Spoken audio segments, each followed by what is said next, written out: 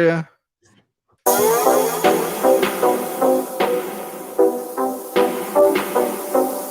This is the MMA Takes Podcast with your host, Brian Petrie. Hey, Friday night, baby.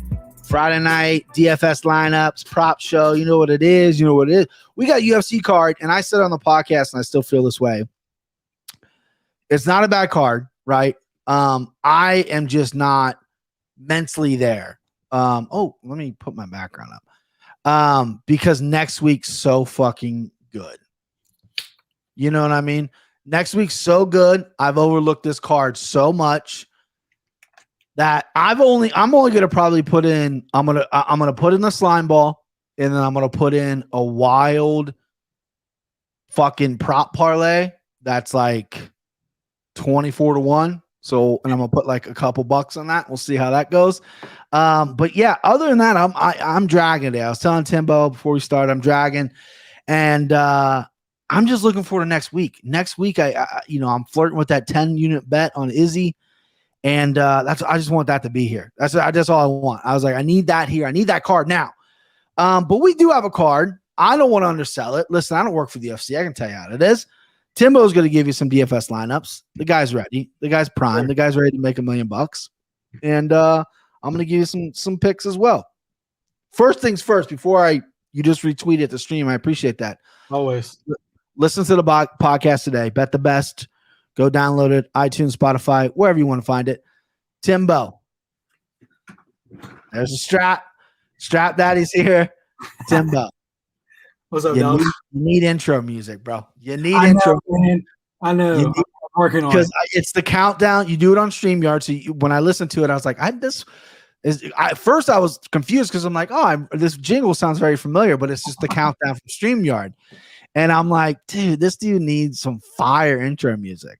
I can hook you up. I got, I'll send you a website and you can plug me your guy. Pay a guy. I don't remember the dude who did mine, but you go to Fiverr.com, there's guys out there, and you literally be like, hey, I want to sound like this. This is what I want to say. I think my intro costs like $5 to $10. No shit. Yeah, he sent it within probably a couple hours. No shit. Perfect. Yeah, he was quick. I wish I remember his name. I could probably go to Fiverr and look him up. But I said, yeah. He's a legend. You don't even know it. No, don't even know it. And he was great. He did exactly what I wanted. So you need intro music. Podcast is sounding great. But need intro music because Bet the Best is a good name. You could have you got a new logo, which looks fire. You get that intro song there. It's on its way. It's a work in progress. Okay, good. How do you feel about this card? See, I'm kind of down on this card. How do you feel about the spots for DFS? It's tough. It has its moments. I think there's certainly locks in it. Mm-hmm. As far as the card itself, I was amped up for this card. I thought this was an amazing card to be free. Okay. Yeah. Granted, the main event is it's heavyweights. I mean, there could be fireworks. I don't necessarily see that happening. But right. As far as through and through, prelim and up, it's a stat card. Now we've lost some with Cowboy Rivera dropping off. Unfortunately, your boy Chris could be fighting right now, but they went with the Russian guy instead. He just tweeted too, like an hour ago, and he's like, I offered. Like apparently even after the fallout, he's like, well, let's do the catch weight. Because apparently that's what Ramazan did. He wanted the catch weight. They wouldn't do it because Cowboy was willing to cut the weight, I guess. This is also a guy who used to fight at 55, so 170 might not be that big of a cut for him. They're not doing it. Hopefully Chris gets a shot. That's what they say illness, non-COVID related. That means he had trouble cutting weight. We can read between the lines. That fight hurts, but you were upset. You were upset with William Knight falling off. You said, "Goddamn, man, was that a guy that you were looking at?" Metafield has just been all looks, no action. Yeah, and trash. William Knight came out with a banger in his last shit. Man, it was a battle of the bods, dude. Yeah, they're both fucking jacked. Yeah, I was really looking for. I think that was going to be some fireworks, and I think it was going to be William Knight putting fireworks in the Minifield's dome. So that really sucks. I love seeing Cowboy Oliveira. He's a legend. He's just, never in a boring fight. Guys always, he's kill or be killed. He's either going to get finished or he's going to finish you. Around forever. He's fought everyone. And it's funny. The more I obviously, Murked him. Fuck with you guys. But what do you say? OSP murked him? Murked. I think he was talking about Menafield. OSP murked him. Oh, yeah. So like, I guess I'm, obviously becoming more of a non-casual, and I don't, I've been a casual for years. But you're not a casual. You're just not. You're not an encyclopedia. Yeah. You know what I mean? You watch other sports. Your brain, the human brain, can only take in so much. Right. You watch every other sport and bet every other sport. I only watch one sport and bet one sport. Well, I don't watch. Excuse me. I watch more than one sport. I only bet one sport.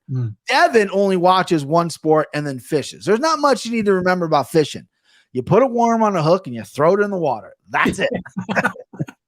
I'm sure he could write a book about what else you need to do, but that's essentially it. I mean, I've been fishing before. It's boring, but whatever. That's it. To another story. But you, I think, are above casual. I think, I mean, you're not going to go back and remember who champion was in like fucking 2001. But not everyone that does that isn't a casual. You know what I mean? Like, you're winning the pick'ems. I mean, you haven't lost in months. So I haven't defended the strap. I'm on Stipe status right now. We haven't in a while. I was going to have you on the last pay-per-view with Devin and I. I don't remember why I didn't. I can't remember. But you're obviously going to be on next week. We're going to pick the huge card next week, which Devin's already dubbed the card of the year, and it's February. So, do that with what you will. We could literally spend this whole time just dissecting how Devin thinks about stuff. I don't think he's watching anymore. He was watching. I don't think he is. He might go back and watch this. We literally could spend the whole time doing it. All right, so DFS lineup. I'm going to give my slime ball and props as well. I want to hear some of your picks as well when you do your DFS lineup. I'm gonna ask you what your picks are. Give me your first fighter in the DFS, Beb. Well, and I was saying with this card, man, like I went through it and like I know every fight, I'm like familiar with. Oh, like I know this guy, I know this guy, I know this guy. That's all through and through. Because most of the time you got like these guys on the prelims, and I'm just like, who the fuck is this guy? I never heard him before. Right. But this card's a stack. That's name value, and it's kind of like it was a card kind of put together a little bit. I mean, this wasn't supposed to be in the main event. Right. I forget who it was supposed to be, but I mean that changed months ago. And then obviously Hill Yoder got put on last minute. Yeah, I didn't even know that fight was on there until I looked at DFS. Right, yeah. So first fighter, who do you like? I'm curious to see because I think I have an idea who it is. I think it's a no-brainer, man. I've been all over this guy. I got to go with Ankalaev. Yeah. He's 9,300. But I mean that's not surprising. And 9,300 is obvious. What is he saying? It was Jerry Dumb. Okay. I support you, cucks. The original main. Oh yeah, that's right. Yuri Dom. Duh. Yep, that's true. That's true. Yeah, Yuri wanted to stay on. Yuri wanted to stay on this card, but they were like, "Nah, we really like that Dom fight for you." I think UFC knows what they got with him, and they want to save him. Yeah, I think so too. Because he was willing to step up and fight. I mean, imagine him and Ankalaev. That'd be a huge fucking. Oh. I mean, because Ankalaev is ranked lower than fucking. I think Yuri might be ranked higher than Ankalaev. If I'm being, you know what I mean. Yeah. So like that makes sense. That's a fucking fight. But yeah, so Ankalaev's your first guy. Yeah, that's a no-brainer. Is he the most expensive fighter on the card? He is. Yeah, he is. Yeah, I figured he would be. He's very high. It's tough to bet him straight. I wanted to make one bet for this card. It was either going to be the slime ball or a single bet. But Ankalaev is just way too high for me to bet single. So I'm so impressed with him. I'm otherworldly impressed with him. This dude, Ankalaev might take his lunch money. He's talking about Yuri. Devin, I don't know about that, pal. Yuri's the next fucking champ. Pump the brakes. Yeah, bub. Yeah, I'm impressed with. It's weird he doesn't get talked about enough, and it can't be because of his ugly loss of Paul Craig a million years ago, right? Mm-hmm. Ever since then, he's destroyed people. Nikita Krylov is no walk in the park. He looked fucking ripped at the weigh-ins too. Both these guys looked in really good shape. Nikita Krylov, old vet, huge dog here. I really want to see this get pushed outside the first round. I want to see what Ankalaev has. I want to see a little bit of grapple. I want to see a little bit of everything from him before we start crowning him because he is the dark horse in the division. Regardless of that, DFS points, I think this guy can score 1 million because his striking's great. He does have takedowns. I mean, people forgetting that Paul Craig fight. He was taking Paul Craig down every fucking second of every round. Just got caught with literally a second left in a triangle because he was gassed. So that I think that pricey play is the right move to make. God, Devin even comments like he texts. Oh God! Just little fucking thing at a time. This guy, one word each. In Vegas, he's training with your boy Chris in Vegas next week, Wednesday. God damn it! All right, so that's a solid play. I think most people are gonna have Ankalaev. Your next pick here, he is gonna be in one of my slime balls as well. So as we go along, I'll talk about my slime ball. He is one of the slime ball. Obviously, he's my mortal lock. What is he? Probably minus fucking 350. Minus 360 now. He was 355 when I did the pick'ems. He's minus 360. Yeah, he's going up. People are putting money on him. They like him. I think it's a tough matchup for him. I think this could be a competitive fight. If he walks through Krylov, I'm going to be shocked and impressed. But I just don't see that happening. I see him it being a competitive fight and then probably a finish.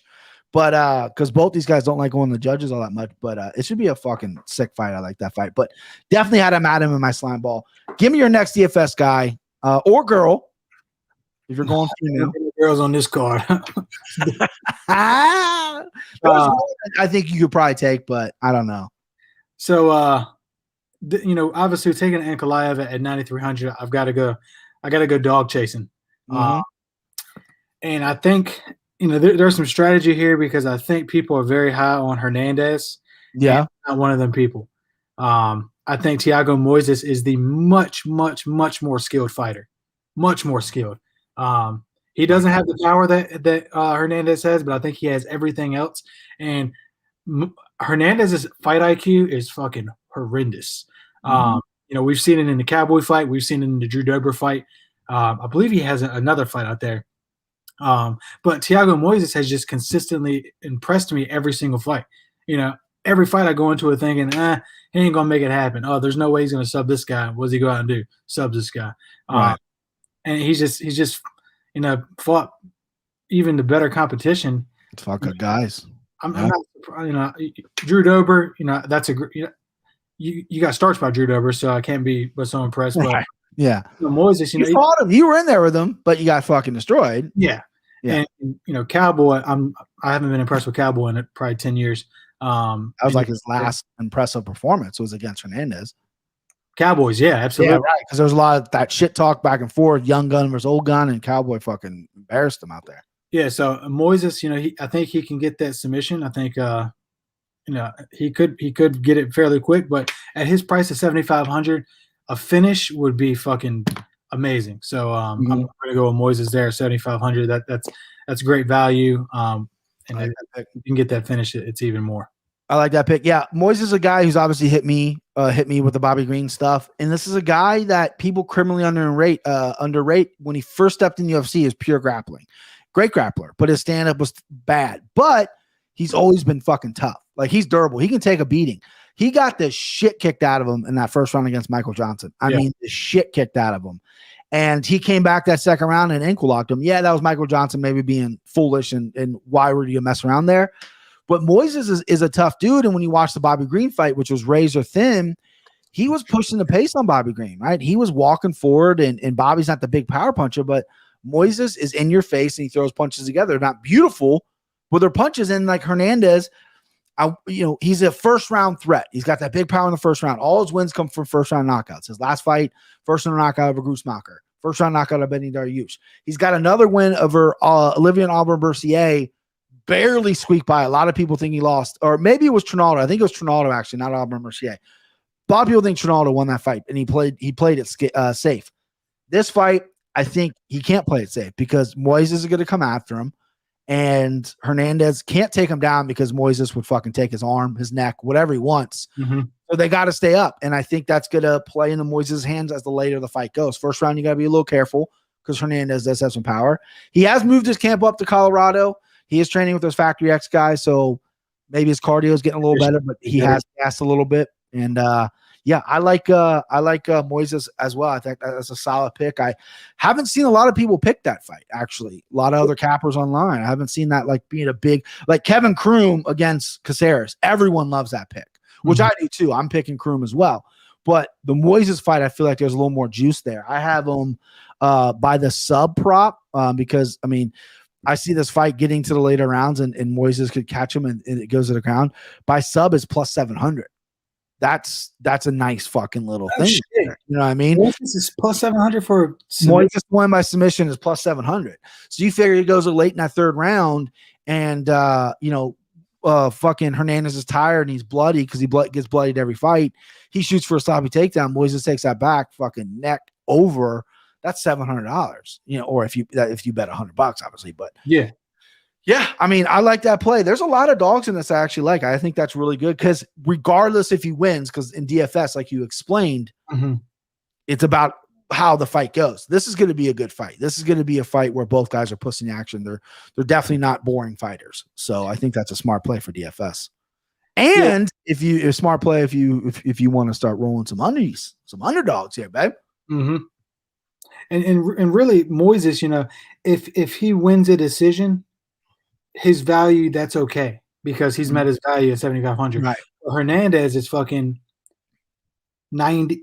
He's 8,700. If you get a decision win out of him, that's not worth the value. He's only going to get set. He's got to get a first round knockout in order for his value to really. I don't see that happening. Hernandez very much could win. He's 2-1 favorite. I get it, but a lot of people are really high in this kid, like you said earlier. Like I've never been, but I don't think he's knocking Moises out. I just don't see it. Moises has been hurt before. He's been rocked, and I think Michael Johnson hits harder than Hernandez, and he survived that. So I think he can survive this. And he's on a little bit of a roll, 2-fight win streak. He's got a little bit of momentum right now, so I like it a lot. Speaking of, and not to switch subjects, Michael Johnson's got a fight coming up against Clay Guida. What is that? They already fought, bro. Oh, I'm tripping, duh. Okay, no mind. Fucking Clay embarrassed him, bro. Yeah. Michael Johnson is one of the most talented fighters that just can't put it together, and fucking Clay Guida is landing head kicks on him. Like, what? A horrible matchup. That's a horrible matchup. Give this guy a striker and let him fucking bang with somebody. I know. He was landing his head kicks because he was afraid of the takedown, and then Clay kept taking him down too.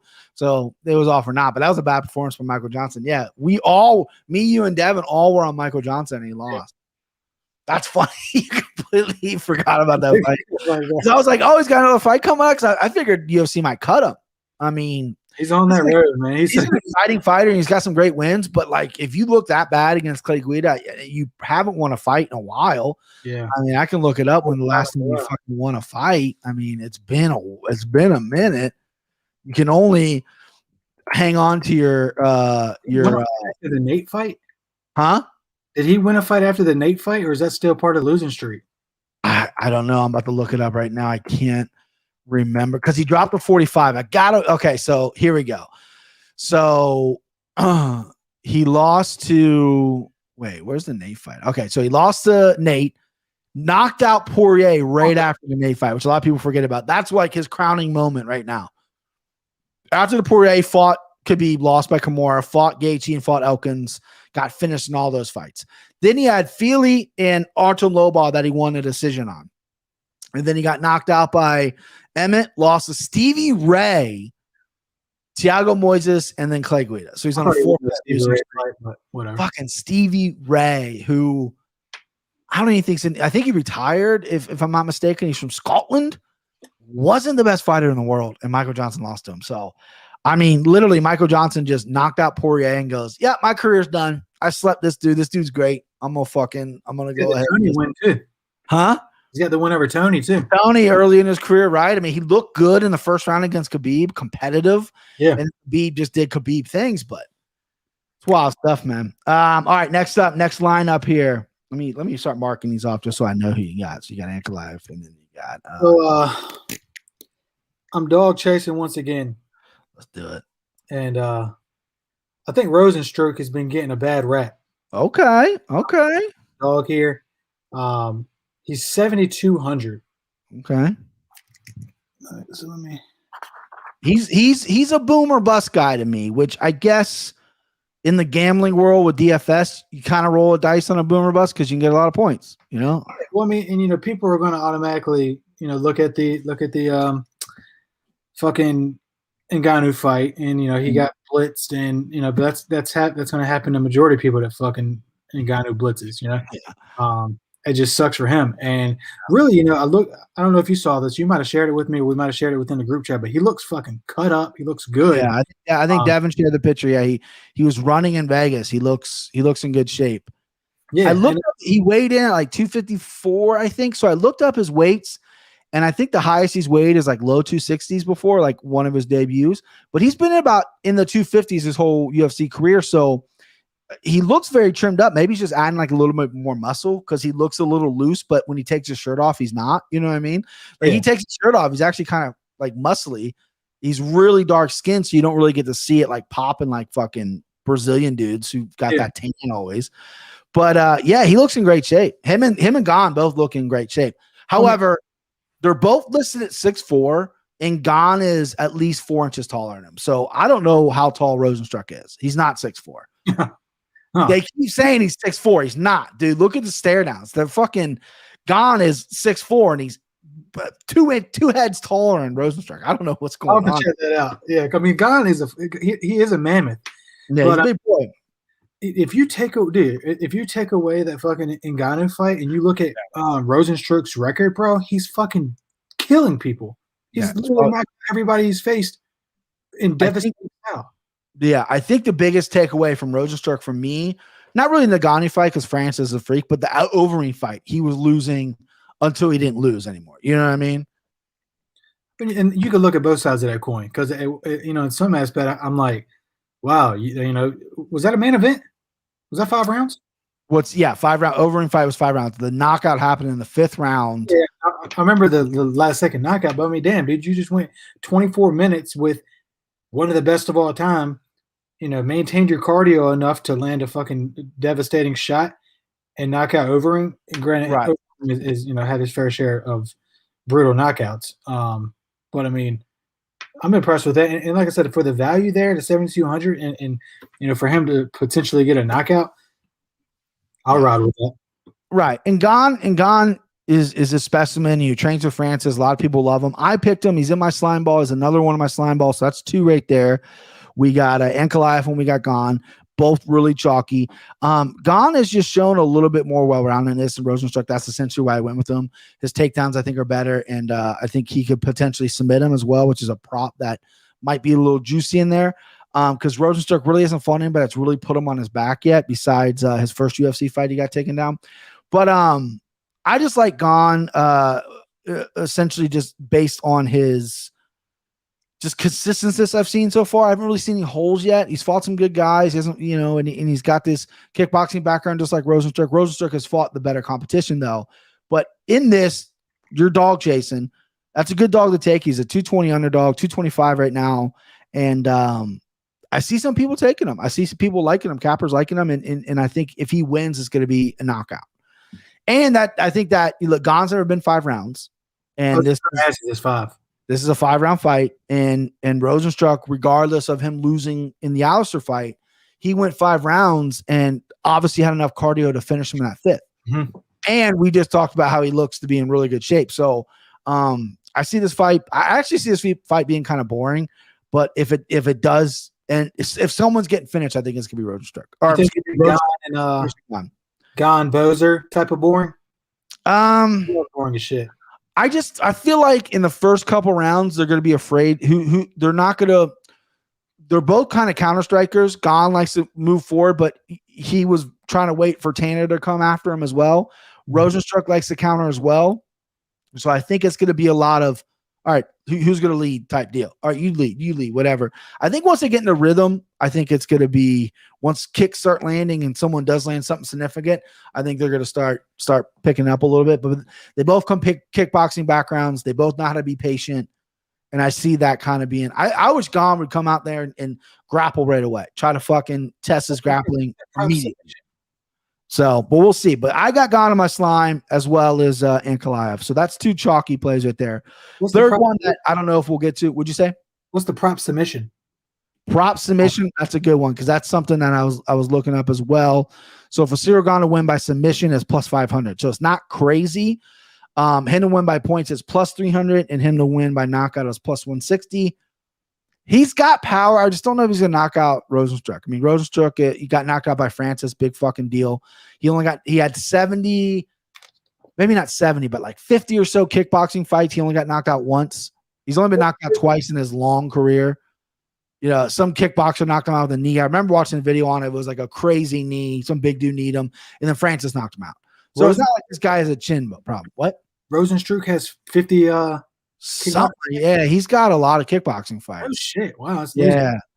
Let me see. I could be making that up. I know I looked him up before. Let's see. Okay, professional record breakdown. Great. Kickboxing records. Yeah, okay. So 76 wins and 8 losses. God damn. Yeah, so he's had a lot. I knew he had a lot, and only one of those was by knockout, and it was this crazy fucking knee, dead to the face, young in his career. So it's not like this guy has a chin problem. So I think the prop to avoid at plus 160 is Gane to win by knockout. He could TKO him late, but again, I don't think Rozenstruik's a guy that's going to really have any cardio issues. All right, so we got Rozenstruik, we got Collier to recap, and we got Moises. You got 2 dogs in there. Give me another one. I'm going to throw another dog at you, dog. Give me no dog, man. I like Pedro Munoz here. I think Jimmy Rivera's washed. Oh, I love it. Yeah, I mean, I like Pedro Munoz. I've never, and correct me if I'm wrong, but I've never seen him get dominated, ever.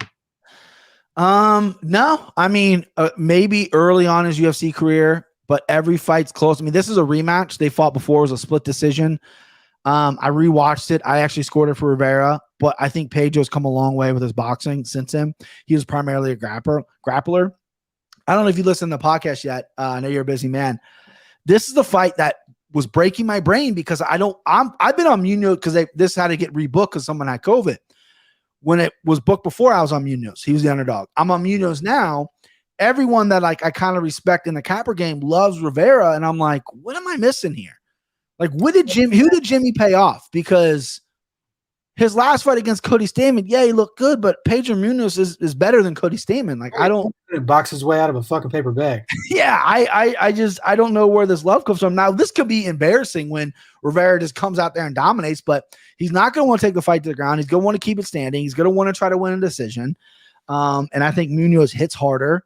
And I think Munoz has better cardio too. I want him to push the pace. I think Jimmy has good cardio. He's definitely not a cardio bum, but I think you really push the pace on him at third round, kind of like Petroyan did. I think he definitely slows down. Yeah, I'm thinking, I'm kind of analyzing their opponents, and Jimmy Rivera. I'm not expecting him to knock Pedro out. I'm expecting him to use his wrestling. I don't think Jimmy Rivera has better wrestling than Frankie Edgar, even at this stage in the game. And Munoz, that fight was very close. It's very debatable who won that, and he did an excellent job stuffing Frankie. Right.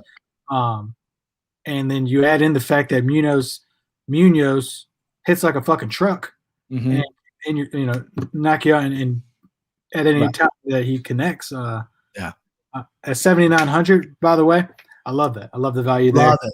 Yeah. If you didn't pick Munoz, that was the fight I was going to ask you about because that was the one that was kind of breaking my brain. I'm like, why is everyone on Rivera here? What am I missing? Like, am I blinded by the dog price? Which, I mean, he's plus 120, which is a nice number, but I'm like, it can't be that. I just think skill for skill, Munoz is better. I mean, listen, when Frankie did take the fight to the ground, Munoz was looking for a submission, and Frankie and him pop right back up because Frankie was doing that to score points. He was like, he knew he didn't want to hang out on the ground. Frankie Edgar is lights out on the ground. Like, the guy is, you're not going to submit that guy. He's really good on top. Jim Rivera, I think the same way. I think his only path to victory is to wrestle, but I don't really know if he wants to wrestle with Pedro Munoz. He's a fucking killer on the ground. Like, the guy's really good on the ground. So, can you look up a prop of what Jimmy Rivera is by decision? Jimmy Rivera by decision. I can do that for you, Pella. So he's the favorite here. He's minus 148 on FanDuel. Jimmy Rivera by points at plus 110. So he is an underdog on points. So that might, if you like Rivera, I would like Rivera by points there at plus 110. Yeah, absolutely. And then Munoz by points is plus 290, which I like that too. I think this fight's probably going to go to decision. I can see Munoz KOing him, maybe submitting him, but more than likely this is going to be a stand-up fight. Neither guy want to touch the ground.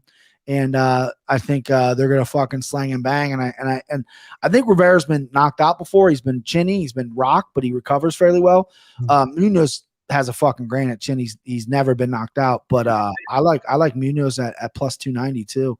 That's higher than plus 126. That's something I might look into the playing as well. Munoz is not my slime ball though. He is obviously not, but I do pick him. I do like him. Yeah.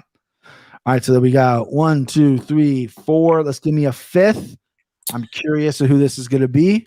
Fifth here. You kind of threw me off earlier, and you said you were going Kevin Croom. I am going Kevin Croom, yeah.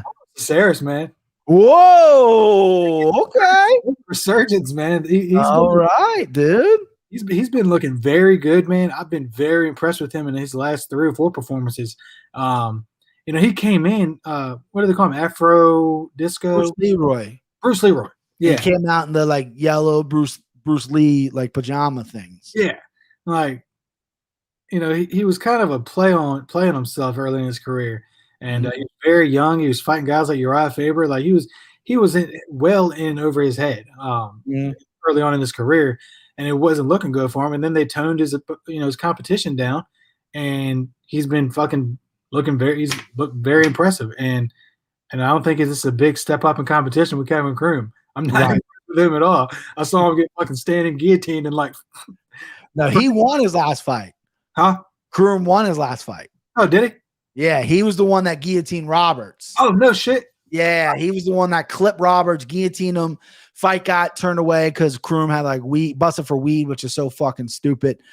Croom's been stealing the medias this week because he's got this crazy personality. He comes out of Kansas City. Javelin thing? What'd you say? Is he the one that had the long javelin? Yeah. Butterfly? I don't know what that was. He brought props to the weigh-in. Yeah. Okay. I kind of like that you're on Caceres because everyone's on Croom. And that always scares me. You ever you watch football, you ever see like a Sunday countdown when the experts pick and everyone's on the same team, the other team usually wins. You know what I mean? That's just how it is in gambling. Like everyone's so confident. Everyone's like, oh, Croom's the way to go. And I do think he's going to win. I think he matches up well with Caceres, but I'm glad the champ, the gambling man, is picking Caceres because I don't think a lot of people are. And his line has dropped significantly. He was a minus 245 when I did the podcast. He is now minus 210. Perfect. So yeah, so it is a day away and it's not a huge card. I was to say if he closes under 200, the people who are on him are going to be extremely happy.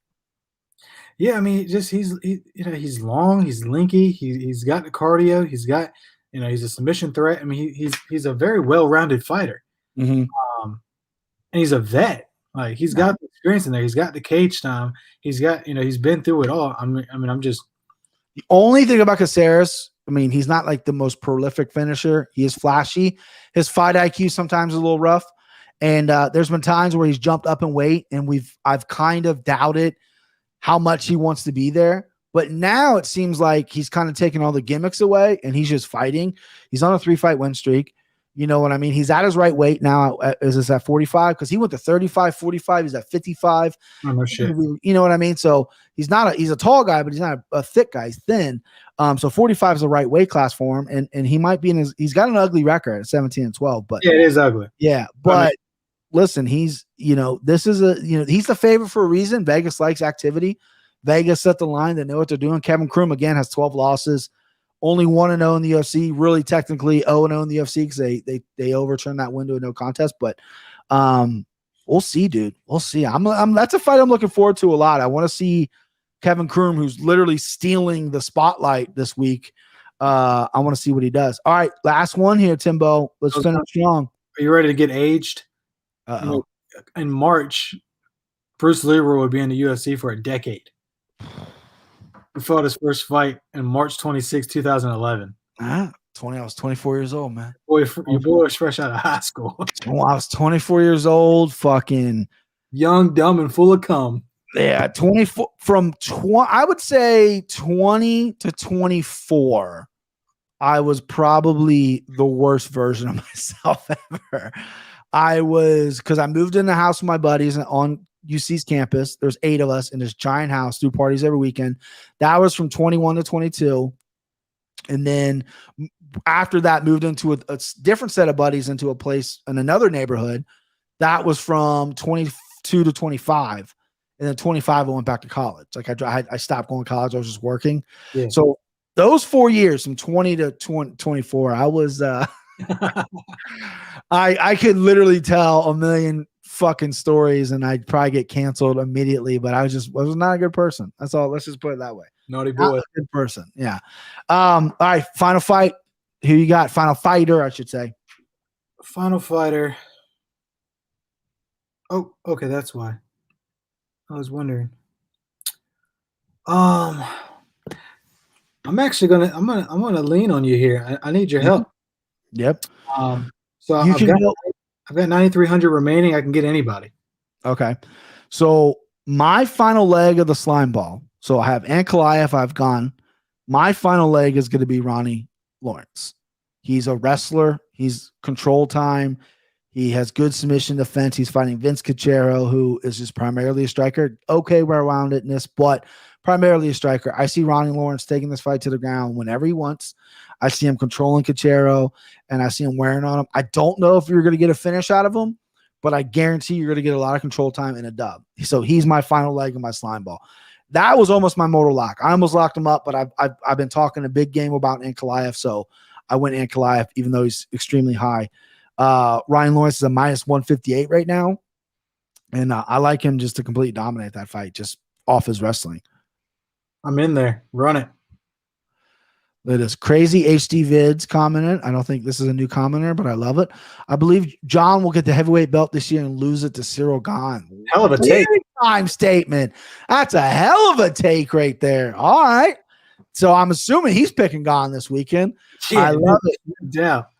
Yeah. So my slime ball, those 3 fighters. I almost added a 4th, but I pulled back. Huh? Who would have been your 4th? Dustin Jacoby, but Grisham missed weight. So that's a fight I was really uncertain about in the beginning of the week. And then I talked myself into Jacoby just being faster and better everywhere. And then he missed weight, or Maxim Grisham missed weight. And guys who miss weight this year are almost undefeated. They always win. Yeah. So I was like, okay, I'm bailing on him. And Jacoby's kind of high as well. When I had him, he's a 192. He's the first fight of the night too. I usually like betting the first fight of the night to get the ball rolling.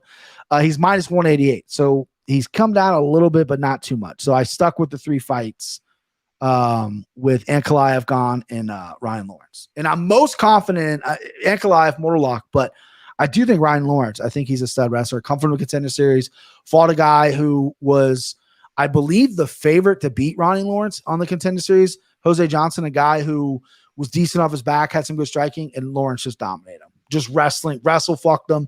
And yeah, so I'm going to go, that's my slime ball right there. Now, if you're looking for a finisher, I know you don't want a lot of these female fights in this card are a little weak, but Bruno Silva, I think, has a real potential of tapping Montana De La Rosa late in that fight. She's got sick arm bars. Montana De La Rosa's only way to win this fight is the wrestler, and that's what Silva wants to do. She wants to fight to get to the ground so she can fucking arm bar you. Mm-hmm. So that's something to look out for. I like that as well. I'm going to bet that probably by sub. Again, I don't the prop by sub for her. Let me look it up. I'm not going to paint the board this week. I've talked about it a million times, but I guess I'm saving everything for next weekend. But Silva by submission is plus 340. So that's a nice plus number. She is the favorite. She's minus 142 favorite. De La Rosa is a slight underdog here, but De La Rosa by points, which is the only way she's going to win. She's not a finisher, is plus 170. Silva by points is plus 185. You can even double chance it with Silva. Her by submission or points is a minus 135. So you get a slight advantage there if you don't want to bet her straight up. But that's something that you can look into. I do like Lawrence though. I'm confident in him. I've done some tape studying him, rewatched his Contender Series back, watched some interviews with him. The dude's good. He's a crotch sniffer. I know you don't like crotch sniffers. Yeah.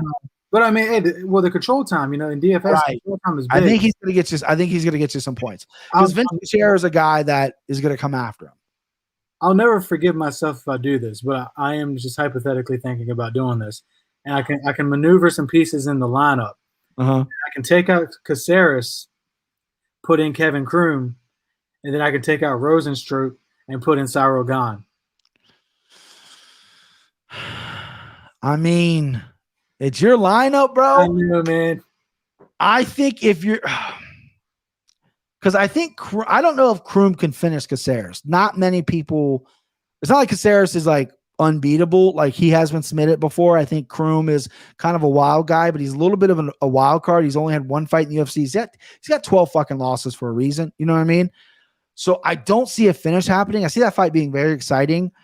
I see if Rozenstruik winning, it's going to be by one of his bombs. Yeah. I don't know, but it also could be a 5-round fucking snore fest. That's tough. That's tough, dude. I don't know. I think you got to go with your gut. I think you got to go. Oh my God, man. I'm not got to go with your initial instinct. All right. We got to wrap this up short. Wife is hollering at me. Baby's crying. So Timbo, as always, thank you. Follow him on Twitter. It's right there in his, let me zoom this in right here. Right there in his little tag. Bet the Best 3 on Twitter. Bet the Best podcast on iTunes and Spotify. Let's win this money, Timbo. Let's get it, brother. Appreciate it as always. All right. We'll talk. See you, bud.